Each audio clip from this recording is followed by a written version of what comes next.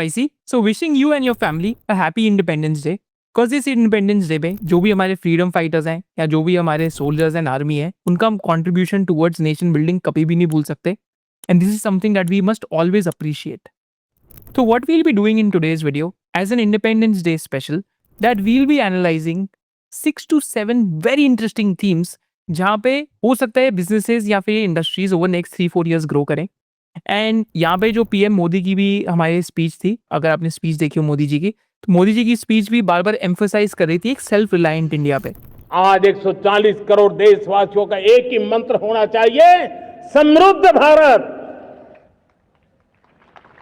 अगर कोटि कोटि लोगों के बलिदान से स्वतंत्र भारत हो सकता है तो कोटि कोटि लोगों के संकल्प से, पुरुषार्थ से, आत्मनिर्भर बनने से, वोकल फॉर लोकल की बात करने से, स्वदेशी का मंत्र को जापने से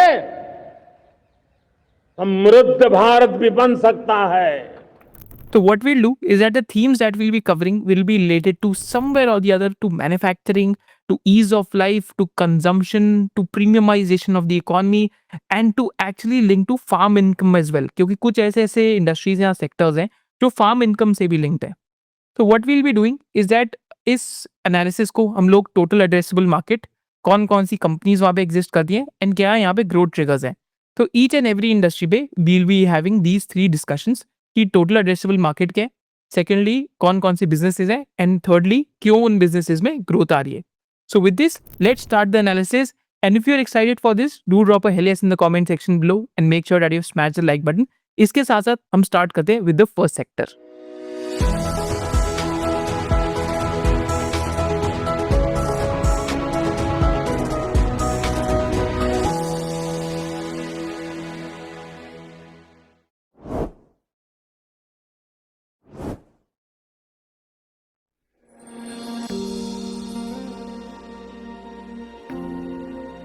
तो फर्स्ट थीम की बात करते हैं and the first theme is in the domestic pharma space and इस बार डोमेस्टिक फार्मास्यूटिकल्स में we are discussing different business models.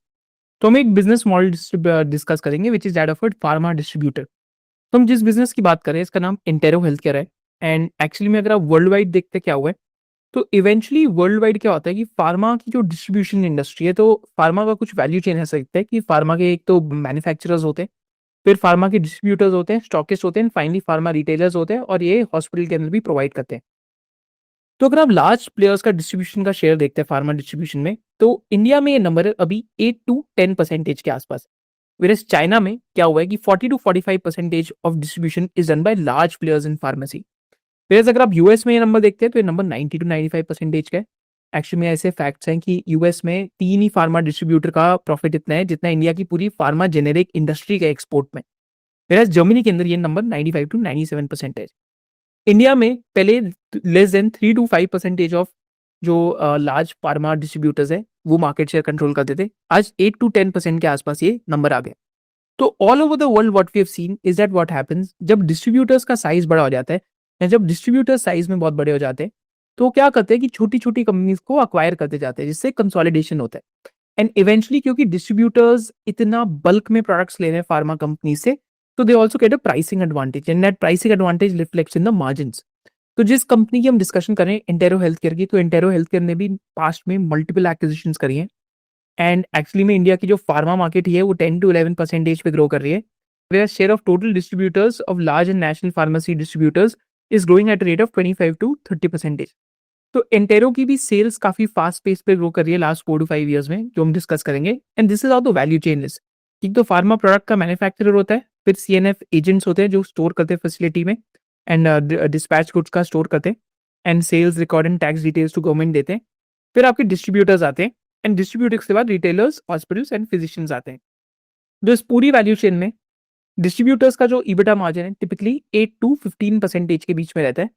And आज इंटेरो हेल्थ केयर का जो ईबिटा मार्जिन है वो 4%, 3.8 to 4% के आसपास है because they have acquired a lot of small distributors जिसको कंसोलिडेट करके उनके मार्जिन्स बढ़ा रहे हैं. तो धीरे धीरे इस टाइम पे इंटेरो हेल्थ केयर के अंदर ऐसा चल रहा है. यहाँ पे हमें रिफ्लेक्ट भी करता है कि how the company is gaining market share. Just look at the market share growth of intero health care at the moment. Just a second over here. Right, तो ये इंडियन फार्मा मार्केट है. Right, तो ये अगर आप यहाँ पे growth rate देखते हैं तो इंडियन फार्मा मार्केट की लास्ट में ग्रोथ रेट्स अगर आप देखेंगे, तो जैसे Q2 FY22 में 16% की ग्रोथ रेट थी, व्हेरेas एंटेरो हेल्थकेयर की 32% की ग्रोथ रेट थी। Q4 FY22 में 10% के आसपास इंडियन फार्मा मार्केट ग्रो करी, एंटेरो 41% ग्रो करा। Q2 FY23 में 9% थी, यहाँ पे 38% थी। Q4 में 16% थी, यहाँ 35% थी। प्लस Q3 FY24 में इंडियन फार्मा मार्केट 9% पे ग्रो करी, देन एंटेरो का ग्रोथ रेट 20% आया।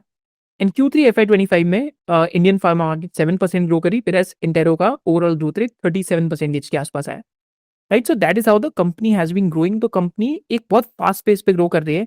एंड आई थिंक B2B में apart from an Apollo hospital जो अपना डिस्ट्रीब्यूटर को लिस्ट कर रहे हैं, after that it's the largest listed company in pharmacy distribution in India at the moment. And if you look at the growth rates, I'll just go to stock scans and show you the growth rates of the business. यहाँ पे हम stock scans पे देखते हैं company की growth rates कैसे आ रही हैं। तो अगर आप ओवर द लॉन्ग टर्म देखेंगे, राइट, सो लास्ट अगर आप कपल ऑफ ईयर्स में देखते हैं तो FY20 में 1350 करोड़ की सेल थी, आज 5403 करोड़ की सेल है ट्रेलिंग 12 मंथ बेसिस पे। तो the company has been growing fast. फिर एज कंपनी के जो प्रॉफिट्स है वो ऑलमोस्ट 40 करोड़ से प्रॉफिट कंपनी के 117 करोड़ हो गए। अब यहाँ पे मैं आपको बताता हूँ मार्केट का क्या कॉन्फ्लिक्ट है कि अभी कंपनी के जो कैश फ्लोज इस टाइम पे नेगेटिव है एट द मोमेंट। अगर आप कैश फ्लोज देखेंगे नेगेटिव है क्योंकि कंपनी हमने वर्किंग कैपिटल डेज को इस टाइम पे इंप्रूव करने पे लगी हुई है। बट यहीं पे